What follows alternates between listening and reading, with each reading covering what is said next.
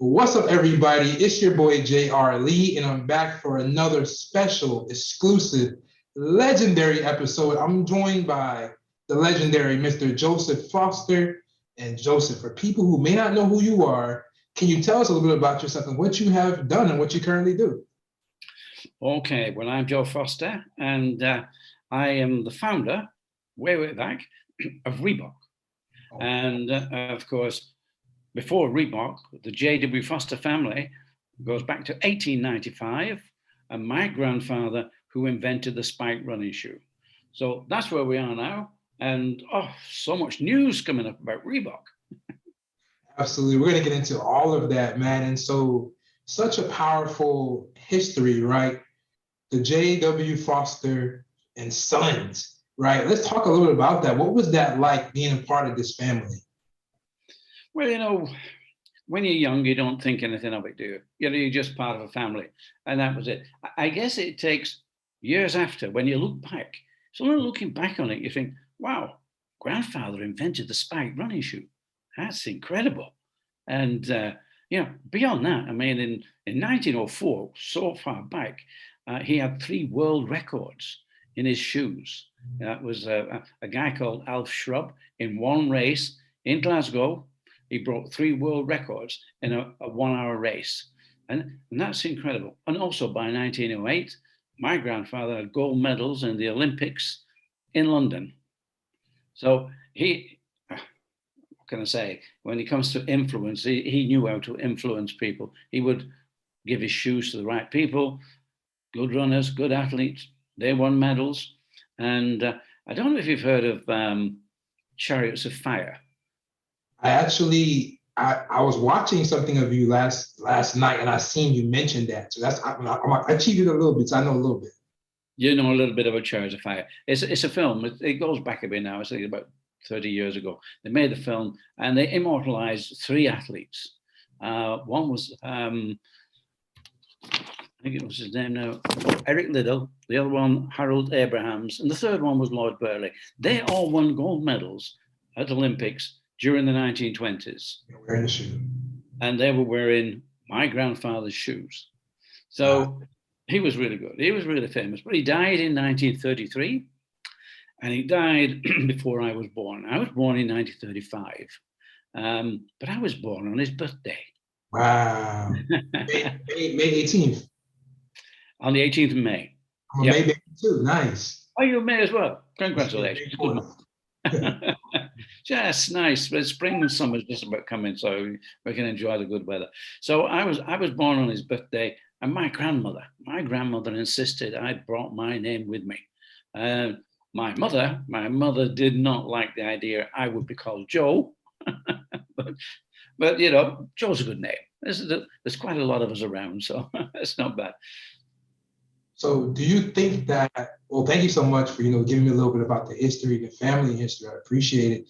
Being named after your grandfather, do you feel like you had, no pun intended, but big shoes to fill? Well, again, as a youngster, I didn't even know him because he died. I didn't join the J.W. Foster family company, and they were very famous for handmade spike running shoes, very famous. But when you're young, you don't realize you're just born somewhere, and that happens to it. And you don't think how lucky you are. I guess we probably thought we were fairly lucky because Dad had a business, and he had a car in the days when very few people had a car. So we thought we were pretty well, but we didn't really know how this would be in the future. I mean, right now, athletics is big, so what grandfather started, and some people say he was probably one of the origins of the sneaker world that we have today. Yeah. Because he also made training shoes as well for soccer players, and he supplied, I think, more or less 95% of all the soccer teams in the UK, and a lot of them are big ones. I don't know if you're into UK soccer: Man United, Man City, Arsenal, Everton, all these. My dad loves soccer. Yeah, but so. Yeah, he was really top class, and it wasn't until really Jeff and myself, we left the parent company to set up our own company. And it wasn't until really Reebok was pretty well established that we started to look back, and we looked into the history, and we went into the libraries and found all the advertising he used to do. You know, my grandfather, well, we talk the early 20th century, so sort of, 1919 to 1910. He was advertising adverts like, if you don't think that Foster's shoes are the best shoes you've ever worn, we'll give you £100. Confidence. Oh, £100 in those days must be worth about 10,000 now. It's amazing when you think about it, that you give somebody that sort of money. But that was his way. He advertised that way. And he used to advertise all the runners. There were amazing amount of runners from America as well as in Europe that wore my grandfather's shoes. But, when he died, his sons took over the business. Yes. My father and my uncle. And there were 6 years between them in age. But unfortunately, they did not get on at all. But they were feuding. And that's not good for a business. Yeah. They owned half of it each, and they hardly spoke to each other. We know that Adi Dassler and Rudy Dassler, they were the same. They used to fight. They couldn't get on either. But they had the good sense, at least Rudy had the good sense to leave the Dassler business and set up his own Puma. So he set up Puma. So he had good sense to do that. And but that didn't happen with the Foster family. My father and uncle, they just kept feuding and fighting. And that really led to the fact that Jeff and I had to leave the company. We couldn't get them to work together. That's a good question. Well, something very important that, your uncle and your father, they weren't really communicating properly in the business, right? How important is it for you to be on the same accord and see the same vision and communication? Well, that's the problem. If they don't work together, if you're partners, unfortunately in families, this can happen. Yeah. Families, it can be a problem too. And, when you're 50-50, they inherited this from their father. And that was the sad thing, that Foster's, in those days, they must have been the #1 athletic shoe company, in the world at that time. But of course, they just didn't see the opportunity. Yeah. And they didn't take it, they didn't grow. So Jeff and I, we had to do in national service. We had to go and do national service. When I was 18 years old, we had to go away 2 years away from the family, away from the family business. You learn something. Yes. Mother isn't making your bed. Mother isn't doing the washing. Mother isn't providing the food. No, your way. You're with all the other guys, and you learn to look after yourself. Yes. Just a minute, I've got to look after myself here. So you learn a lot. And Jeff, my brother, he went to Germany to do his national service, and he saw Adidas, he saw Puma, and he saw different products. He saw that they were really moving things along. Yeah. So when we both came back from national service and we challenged the family, we said, look, you got to change. You've got to change. And all my father could say is, look, when your uncle's gone and I've gone, this business will be yours. What do you say to that? All I could say to my father was, well, look, Dad, I don't want you to go. That's not the idea, for you to sort of go, be dead, whatever it is, that's not the plan. But this company, J. Dewey Foster and Sons, this company will be dead long before you. It will die because the company is dying now. What was that? What was that scene like? What was there tension? Like, what was that like? Well, it was like, well, think what you will. It was very dismissive until the day when I actually, Jeff and myself prepared for leaving, and I went into the office to tell him that, Dad, we're leaving. I'd already left the home because I was married. Jeff was still living at home. He was still living with the family. Oh man, But so I was nominated to go and tell my father. And of course, he at first You were he the did. youngest, right? Pardon? You were the younger between you and your brother, right? Yes. Well, I was the younger one. Yes. But I was probably the cheekier one, the one that says, why are we doing this? Why are we not doing that? What's going on? So when I told my father we were leaving, it took a little while.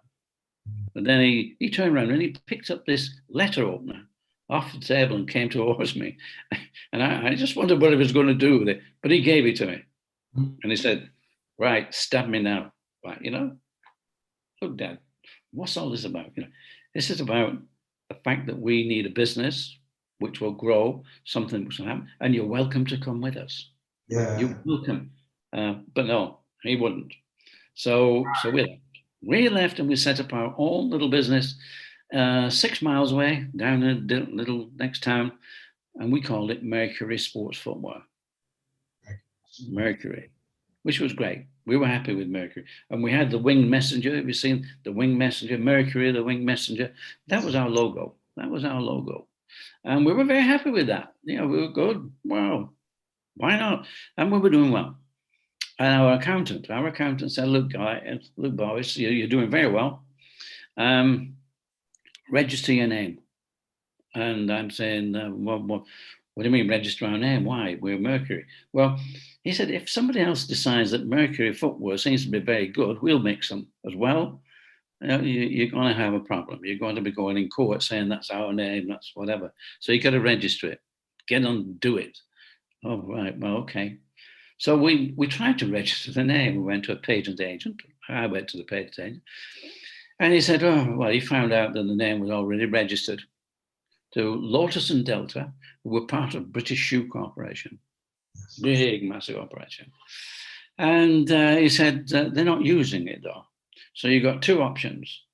You can challenge them in court and win because they're not using it, or you can give them what they ask, which is £1,000. They'll sell it to you for £1,000.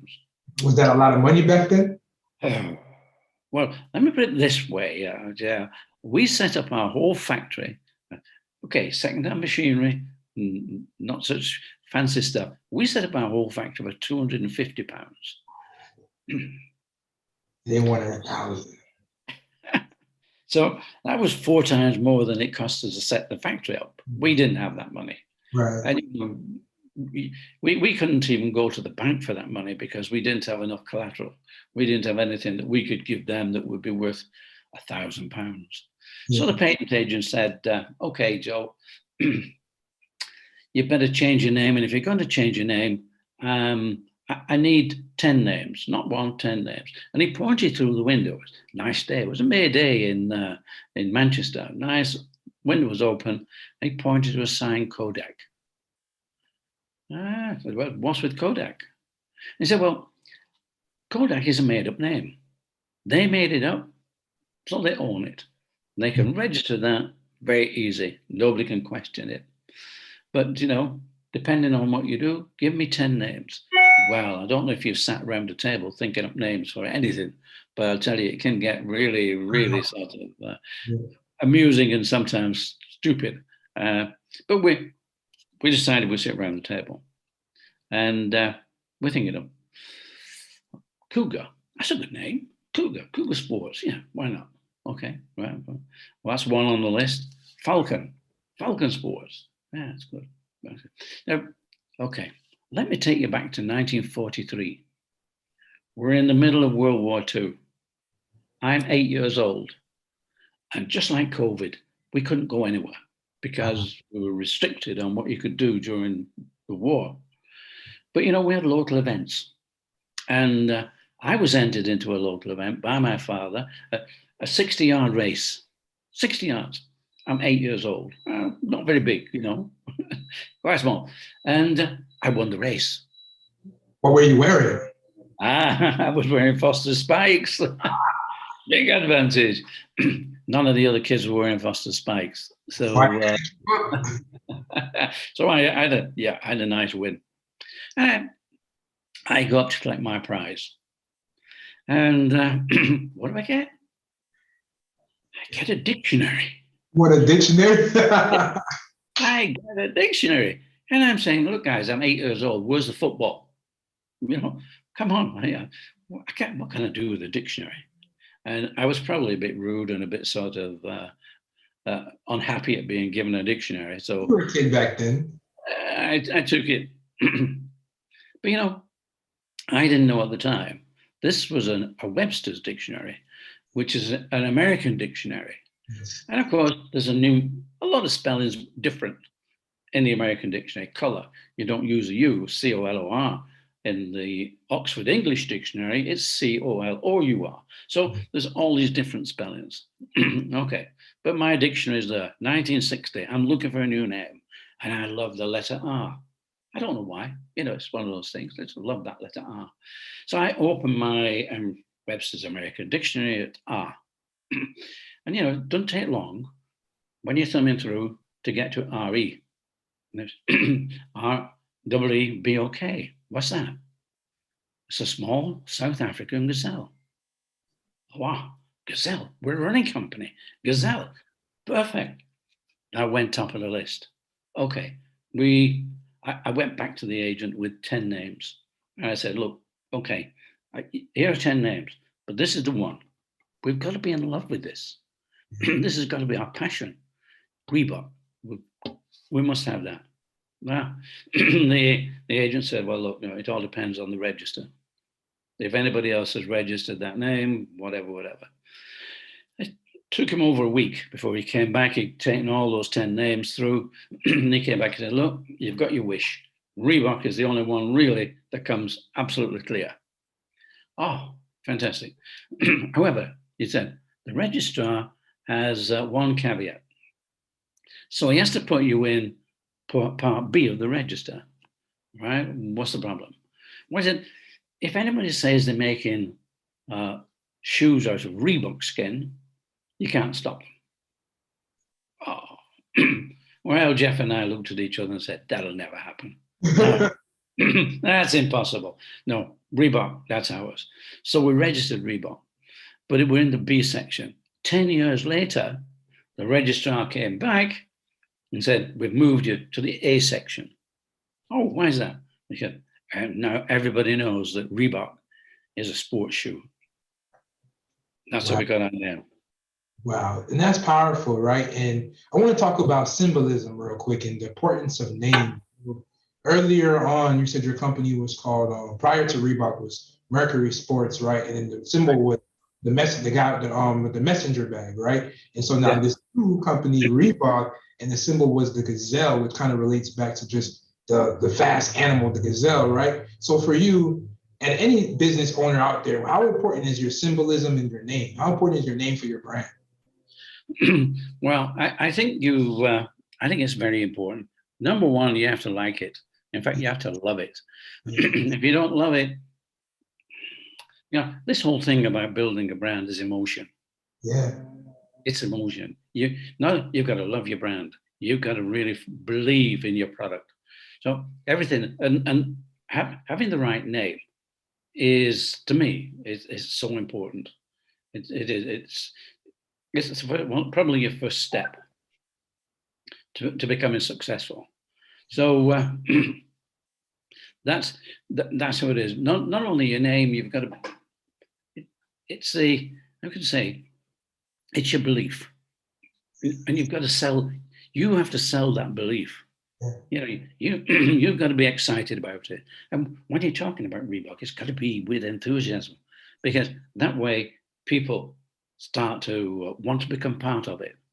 And it's so important that you do that, because when you take people into your company, they have to believe just what you believe. Just the fact that they have to become part of it. They have to love it as well. And I think if there's a secret to growing your company, it's getting the right people, getting the people who believe and who want to be with you, making them feel part of it. And as Reebok grew, we developed this culture, this winning culture. Yes, we're winning. Yes, we're. And it's like the race isn't over until you've won. It's as simple as that. It's not over till you've won. They're like, sorry, we're not finished yet. No, when we're winners. And we became winners. Yes. And well, thank you so much. I'm reading this book, right? I'm an avid reader. I'm reading this book. You might know the author. His name is John Maxwell. He wrote the book, The 21 Laws of Indisputable Leadership, right? And so one of the laws is that people are going to buy into you before they buy into your vision. So, as you and Jeff, like, was it easy to build your team? Like, was it easy for people to get on board with your vision, or was it hard at first? Well, I think I'd like to take you back to my father and uncle who couldn't get on. They were brothers and they never got on. That was the first really bad thing about any partnership. You have to be on. Partnerships can be very difficult. So I'm working with my brother. He's 2 years older than I am, but he loved the factory. He loved making shoes. That's what he wanted to do. So he is in the factory and he loved making it. And he said, Joe, you do the rest. Okay, what's the rest? Okay, I can make all the mistakes. I can do the marketing. I can go meet people. I can go sell, whatever it is. But he loved the factory. And fortunately, I managed to sell a few shoes. I managed to get the company going. And we never had a bad word between us. And I must have challenged him a lot because I must have made an awful lot of mistakes. But the good thing was that we were close. We didn't do a lot of things together, but we were close. And I think we both knew working together that way we will succeed. Yeah. Anything that if we're working apart, no, that would have been difficult. So we work together. But I also think that in your business, to be an entrepreneur when you set up, we left the foster family, we set up. What can go wrong? What can go wrong? We're young, we're enthusiastic, we're undefeatable. Nothing can go wrong. And okay, we can't use our name, number one. 4 years into our business, we get a letter from the lawyers of Adidas. And our silhouette was 2 stripes and a T-bar. Adidas, of course, is 3 stripes. Yes. And their letter said that we're infringing their trademark. There are 3 stripes. And we're only 4 years into our business. We're quite small. And we're thinking, what do we do? And it took us a few minutes, but not long. And then we started smiling. Wow, Adidas know we're here. Yeah. They think it's necessary to send us a letter. And Brian, what do we do? Simple. We'll change our silhouette. Or whenever with the 2 stripes and the T-bar, and on with the what is now called the vector. So it's an arrow shape. And and as I reflect on that, I can reflect on we were Mercury, became Reebok. Yeah. Reebok, better name. Yeah. We have now we have a vector, a better. So those challenges were really telling us, come on, think, up your game. So I want to talk about that. Just as a business owner, an entrepreneur, even in life, how important is it to pivot? Like you just said, you pivoted with your name, you pivot, the letter came in, you pivoted. But how important is that? Sometimes challenges come up, but we kind of just curl into a ball instead of just like standing up with our chest and like taking it on full force. How important is it to kind of pivot and just step out? Well, if you have a lot of money, you can go straight through. Yeah. If you're a big guy playing American football, you can probably go through. But the lighter guy, the guy who's quicker, he goes round, he dodges, and he gets there. And so he doesn't get hurt. He dodges. So it's very important to pivot, very important, especially when you're young, like we were young, new. We could do these changes. There was nothing established about us. It was like, right, we need to get around this. We need to become better. So yeah, pivoting is so important. And I think also it's important to be, I don't say be prepared, but expect that there will be things will happen in your business. You will get challenges. And when you get challenges, try to turn them into opportunities, because that's what we did. And throughout that whole process, whenever we really felt we were getting a challenge, let's change. Let's see, how can we make something better out of this? And we had a lot of challenges. We really did. We had a lot of challenges. I don't know if you've read the book, but you pick up on all our challenges as you go through. But yeah, so pivoting is very important. Absolutely. And so, how did you guys end up in the US and become a national global brand? Well, I wanted to get to the US because the athletics market in the UK, whilst it's nice and whilst we were the leader, it's small. And soccer, you know it as soccer. Soccer in the UK had been taken by Adidas. They were very big. For us to get into soccer, it would have cost a lot of money, an awful lot of money. And so I knew about America. Foster's had been sending 200 pairs of hand-sewn running shoes to Yale University every month.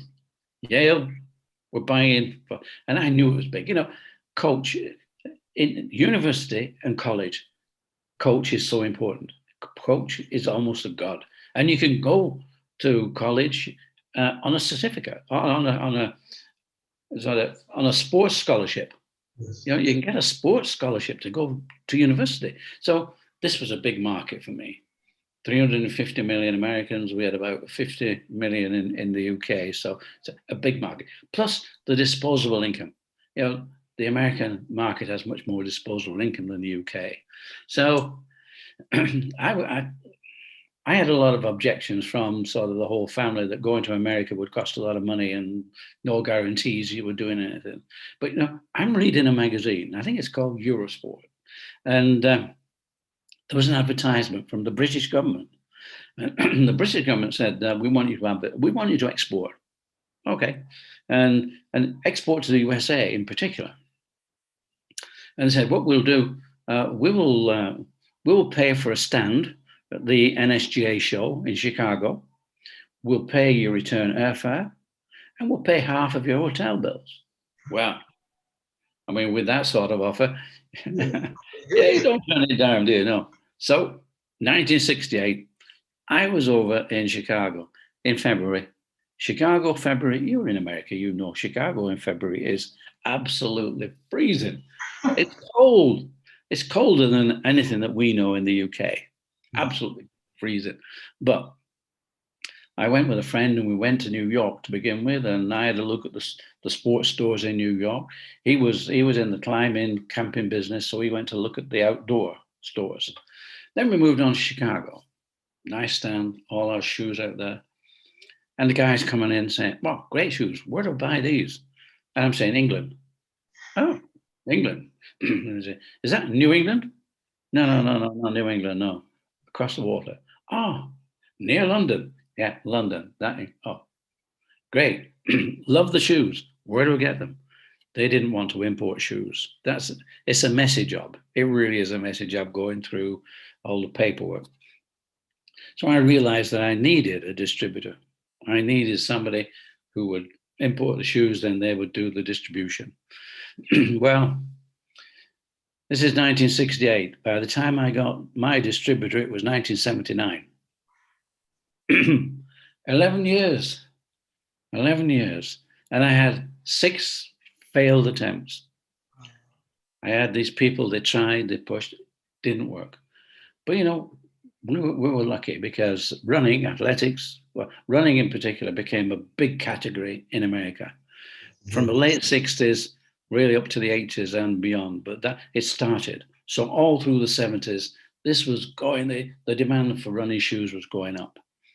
1975, well, we look at Runner's World was a magazine. It started off in the late 60s, and by 1975, we had this full glossy color magazine, Runner's World, telling everybody where the next races were, results, everything. So everybody was out running, was buying this magazine. And that made Bob Anderson, who was the publisher, it made him rich. But it also made him probably overconfident because he decided he could tell everybody which was the number one shoe, the number one running shoe. I think to everybody concerned, that was a big mistake because, we think about 350 million people living in America, about 35 million by that time were running. They wanted a pair of shoes, they were out there running. And 10% of those would probably want the number one shoe. Why not? Number one shoe. 3.5 million. And who's making the number one shoe? Nike. And of course, Phil Knight. Right. Where does he get his shoes? Japan. Yeah. Well, the chance of turning up the production that was necessary to satisfy the demand, totally impossible. Absolutely impossible. And by the time he got production coming in, Bob Anderson, 12 months later, decided on a different number one shoe. So, and the retail business, all the retail stores were going wild. These shoes were coming in, but now it's a different shoe. And I think maybe that was a New Balance at the time. So Bob Anderson, he was either told to change it or he decided he would. And he changed to a star rating. So instead of being a number one, the best shoe or the best shoes would be 5 stars. You give 5 stars. Well, that could be 4 or 5 shoes would get 5 stars. I knew we could make a 5-star shoe. Yes. Making a number one shoe, well, a bit tricky. A number one shoe would be popularity. Oh, well, it'd be a lottery, that, number one shoe, and it'd probably be Nike. Well, probably Nike again because they were very close. Phil Knight was just up the road from Bob Anderson. So, but I knew we could make a 5-star shoe. Right. So what do we need? Yes, I designed Aztec. And in fact, the same sole, the outer sole, the Roadstar that I designed, I think it was back in 1977 when I designed it, is still here today on Reebok Classics. They're still using that sole on Reebok Classic. So it's a very old design. But anyway, this was in February of 1979. I was at NSGA show again.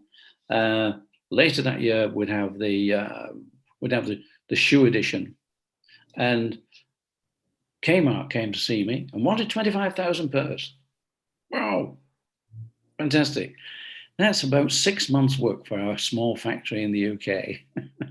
So, but I knew if we went for a 5-star shoe, we would need somebody to help us. And I had a friend at Bata. Bata was the biggest shoemaking people in the world at that time. And my friend at Bata said, look, you get a 5-star shoe, we'll help you. We'll make it for you. Wow, great. But then came out and said, yeah, but we need a better price. Oh, that meant we had to go to South Korea. That's where the sporting goods was starting to go. Also, I'd made acquaintance with people who were working in South Korea. So I knew I could get into South Korea. Fine. Okay, that sounded good.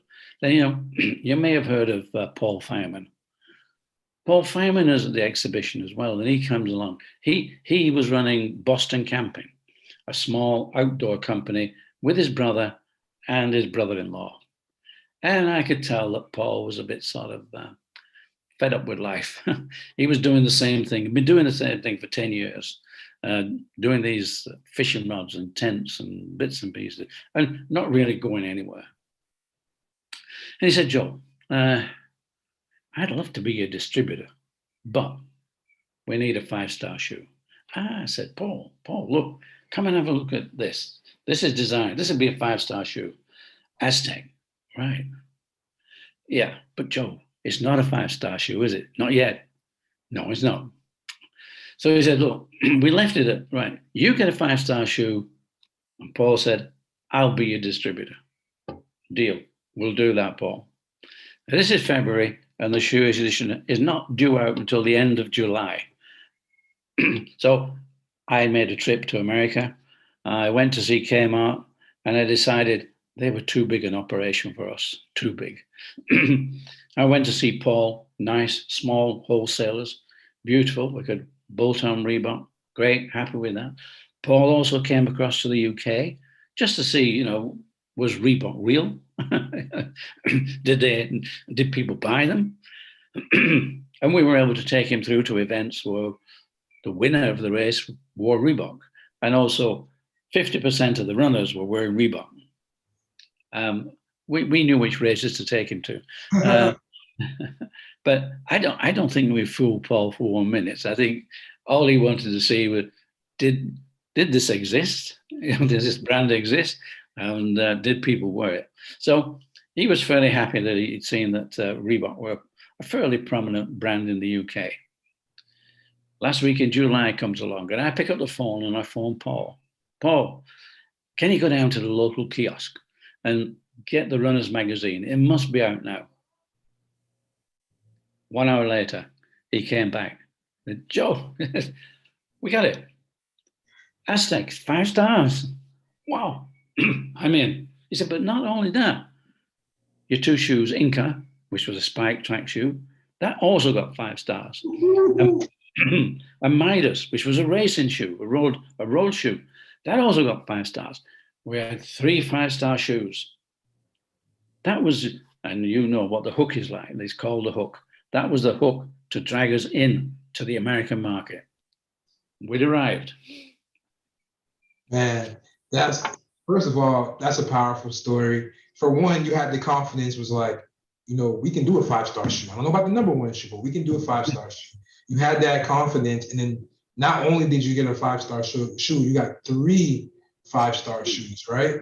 But Right. One of the important things that I heard in that story was the different names and the different individuals that she listed. How important was relationships for you, and how important is having solid relationships and connections in business in general?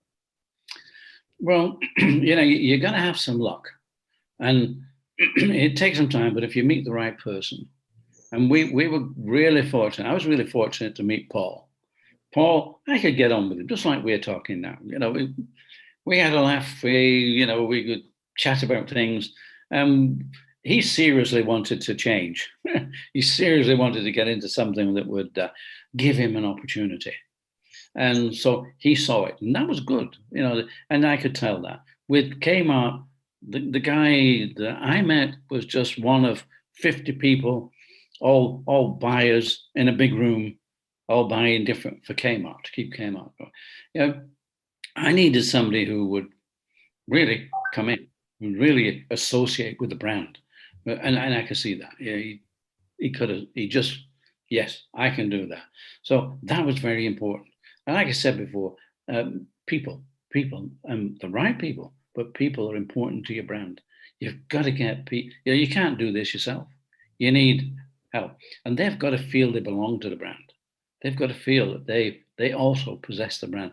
And if they do that, and you can spread that along a lot of people, you've got a chance. A company that's like us in the sports footwear brands, then, it means that, yes, this is your chance. A lot of things can get in between, but that was our big thing, is getting the right person.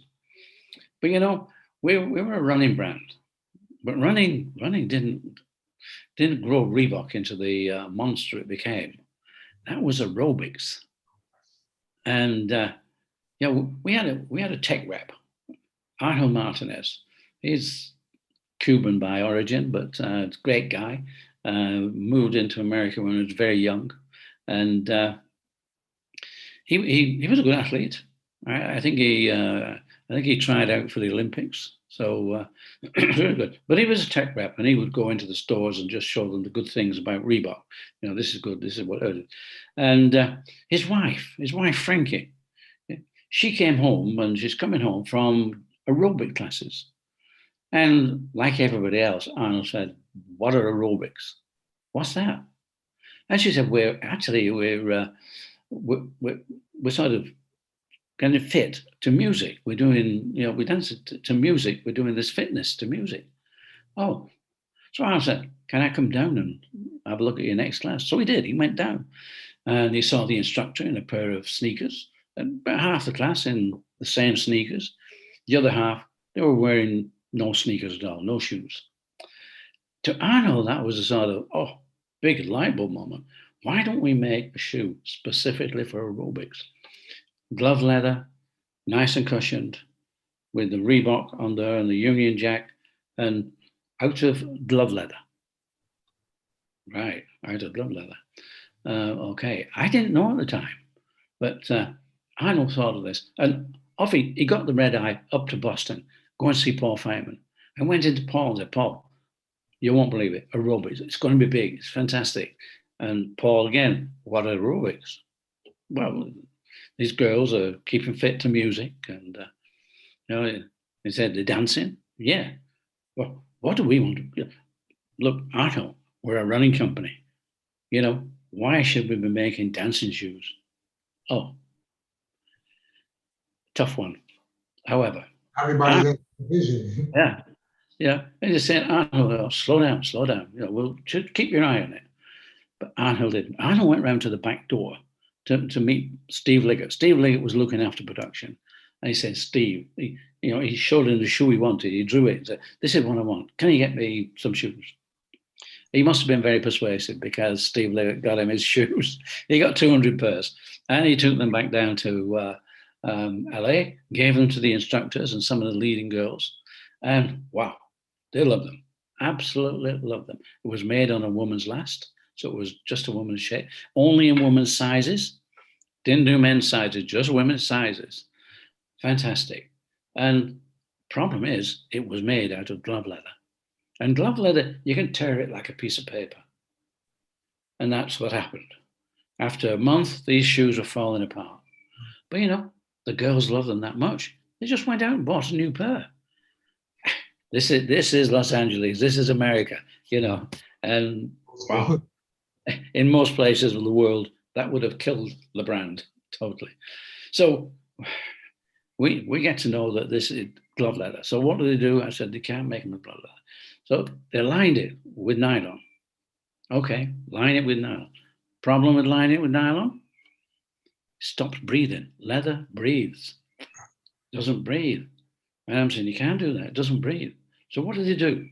They punched holes in the front, which became a pattern, and it became part of the design, which taught me a lesson. Taught me a lesson that marketing is where you go. No matter whether you're a shoemaker, whatever the marketing people want, you work with them. Marketing beats brains all over, beats the manufacturing. However, the shoes were still a bit tender, even with its nylon.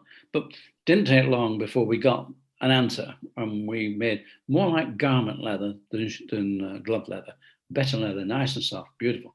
But then we got we got a good break coming through when Jane Fonda went out and bought a pair of shoes, bought a pair of aerobics, and wore them in her videos. So she wore them in her fitness videos, and that just went, oof. The whole thing took off. We were just a $9 million company at that time. What did that influence in marketing for you guys? Fabulous. We became a woman's company. It was about women, and that was it. And from 9 million, the year after we were 30 million. The year after that, we were 90 million. And the year after that, we were 300 million. And then we went up to 900 million in about 5 years, up to 900 million, almost $1 billion. And that was fabulous. That, first of all, that's amazing. That's amazing, right? And you give me all of these amazing stories. And, I'm pretty sure like anybody that reads the book, they're going to even hear even more interesting stories from you. Joe, why was it important for you to create your book, The Shoemaker? Well, the reason I wrote Shoemaker is that I retired in 1989. The company had become big. It was a $4 billion company. It was corporate. We had a bunch of lawyers here and a bunch of accountants here and a lot of people in between looking after the business. Oh, fabulous. And I was just on an airplane. I was going around the world. I went around the world, global, 3 times a year. I would just keep going. And I'd arrive at the airport, be picked up by a limousine, but go to the best hotel. I'd be dining at the best restaurants. And I'm thinking, yeah, but no challenge left. This is not a challenge. I'm just an ambassador now. Yeah. I thought, well, it's time for me to just retire. So I did. I retired at the end of 1989. And mind you, the phone never stopped ringing because it's almost people say, Joe, what do we do with this? We've grown so fast. we're grown so big. They wanted to get the history. But I'm retired, nice, in the sun, in Tenerife, which is part of the Canary Islands. And I'm reading Wikipedia. I'm reading Google. We've got the computers now, reading it. And Wikipedia are telling me, and Google are telling me, how Reebok started. And there's also a photograph of Joe Foster, the founder of Reebok. And I'm looking at all this and think, I don't know who that guy is. Who's that guy? And, no, Reebok didn't start like that. No. So I thought, well, I had been asked to write my story before, but this turned the key. This was it.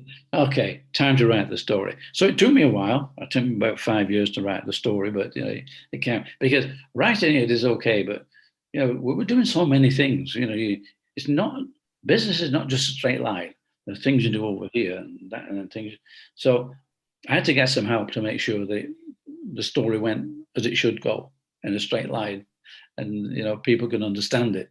Mm-hmm. So it took about 5 years, and eventually we published it. So that's why I wrote the book. But the book has become interesting because there are so many lessons in it. There are so many experiences that we had that a lot of people look at and say, wow, that's a good lesson. Yeah, wow, that's how. So right now, people just want to hear it. So we're doing a tour. In fact, we've done about 200 podcasts, different people in Clubhouse and whatever. And on Sunday, we go to Mexico to launch the book in Spanish. In Mexico, we do it in Spanish. And from mid-June to mid-September, we're in America. We're doing 12 cities. It's taking 3 months, 1 a week. And I'm doing it on a speaking tour. Are you coming to Atlanta? To where? Atlanta. Yeah, we are going to Atlanta. Atlanta's on the list, yes. Oh, I gotta come. All right. Julie, please send me the date. Yeah, Julie will keep you informed when we get all the dates fixed. I think it's almost done now, but I think it's another week and then all the dates will be fixed and venues. So we're over there to talk about Shoemaker, and we'll be meeting up, I'm sure, with ABG, who are now the new owners, and I'm sure it's going to be very exciting. We're going to see an awful lot more of Reebok now that it's out of the shadows. Absolutely. Let's talk about that a little bit. How did you was it hard for you guys to sell the company, and what were your feelings when it was with Adidas and all that, and now that it's not? What are your thoughts on that now? Well, I sold before Adidas because I had to make sure that the company had the money to grow. So I gave the opportunity for growth, and eventually, I think what happened with Reebok, we got about 4 billion and then seemed to stagnate. And a period of that, and then it was sold to Adidas, which, the reason that they say Adidas bought the company was that Adidas and Reebok together would challenge Nike. Yeah. It didn't work out that way because Adidas transferred a number of the assets into the Adidas brand from Reebok, and they grew, which is good. They paid a lot of money. So, they're entitled to do whatever. But it didn't do Reebok any good. Reebok stagnated. And but now, of course, they were more or less forced to sell it because they'd gone from a $4 billion brand down to about $1.5 billion. That's how the sales have gone with Adidas. And so they got a lot of money for it. Really, they got $2.5 billion for it from ABG. But ABG are very experienced at retail. Yeah. They have a lot of people. And so we will see an awful lot of Reebok now. We'll see it. It will be visible. Absolutely. And so that's the first thing. Then the strategy, I think they're going to figure on a good strategy. They're not used to doing strategy. They're just used to making licensing deals. Mm-hmm. But now they're saying, no, we're going to let Reebok be Reebok. We're going to really work on this. So there'll be new designs, new ideas. And we have some good ideas for for them to work on as well. So I think in fact, they're forecasting by next year, it'll be a $5 billion company again. Absolutely. And by 90, I think 2030, it will be a $10 billion company. Wow, that's amazing. I can't wait to see Reebok back at the top, and I'm not going to keep you too much longer. And one of the questions that I want to ask you, my last question that I want to ask you is a question that I like to ask all of my guests when they come on this show is, what is your definition of success? Now, Joe, success, it varies depending on where you are in life. Your definition might be a little different now that you're retired and everything, and now you're a big time author, but it doesn't have to be anything related to money. What is your definition of success? My definition is to have done what you've done and enjoyed it and seen it grow, seen something happen, and to be able to sit down and say to people, I was so lucky. I absolutely incredibly lucky to be a founder of Reebok. And that is something I can be so proud of, so happy. And, Reebok has gone through it's a bad time, but it's coming out and it's a good time because, Reebok is a brand that a lot of people love. A lot of people remember the pump, things like that.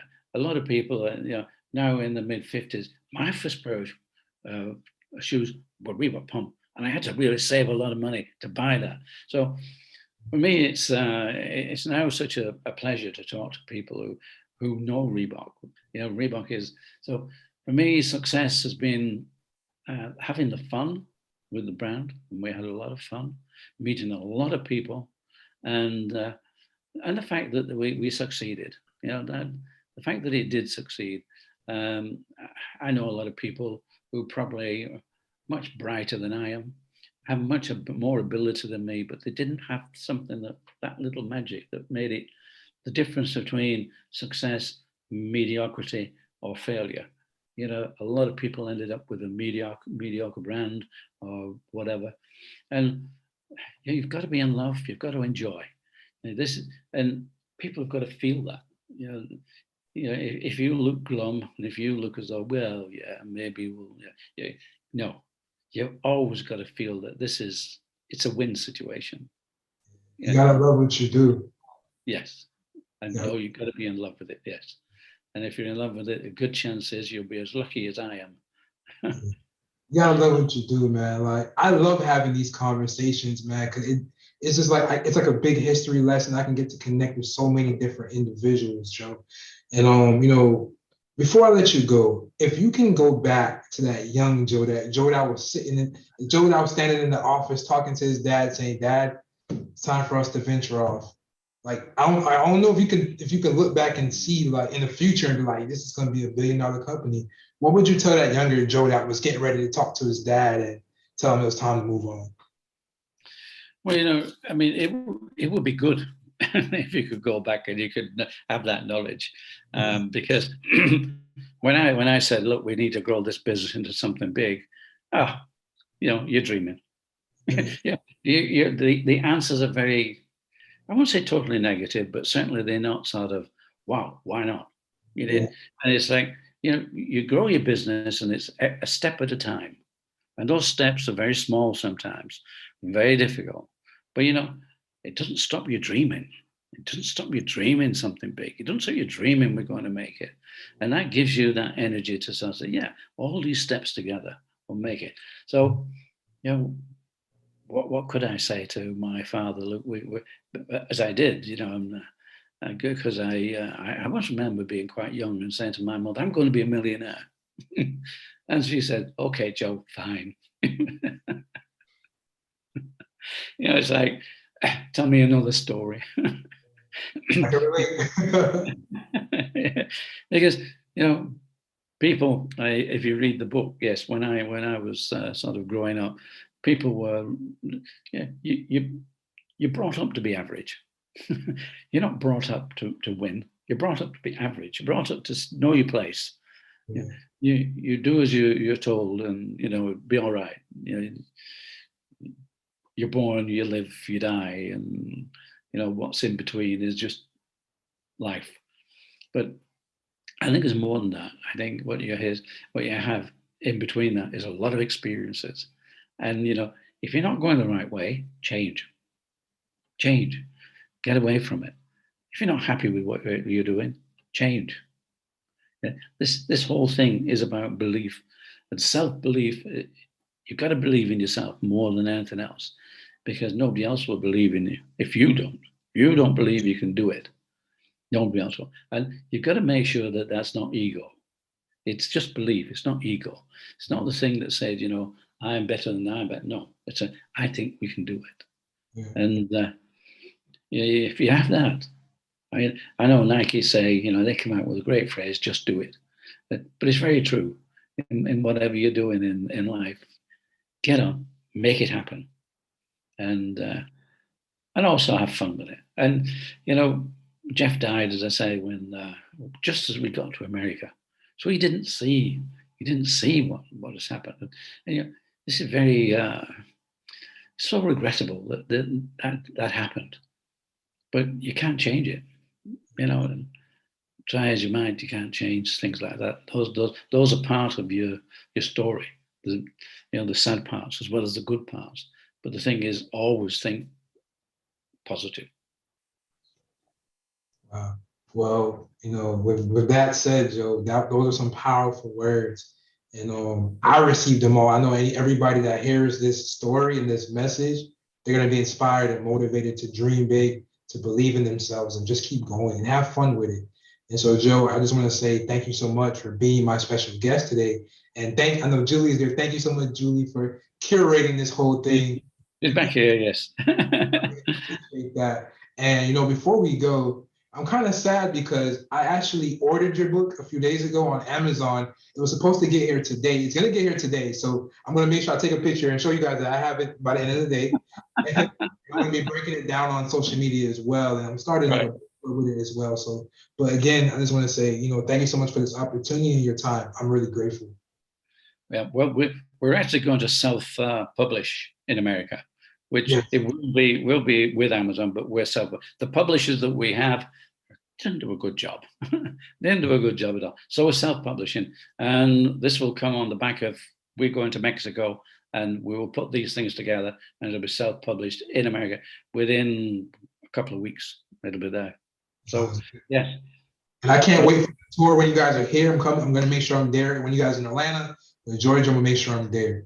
Bring your book and we'll sign it. Absolutely. I gotta have you sign it. Absolutely. Yeah, perfect. Thank you so much, Joe. Thank you so much, Joe. I hope you guys have a great rest of your day. I'm not sure what time it is right now, but thank you. Well, we're getting on now. It's just gone 6 p.m. here. So is it time for supper yet, or no, time for cocktails? Time for cocktails. Okay. Well, you guys have a great one. Thank you guys so much. Thank you indeed. Fantastic.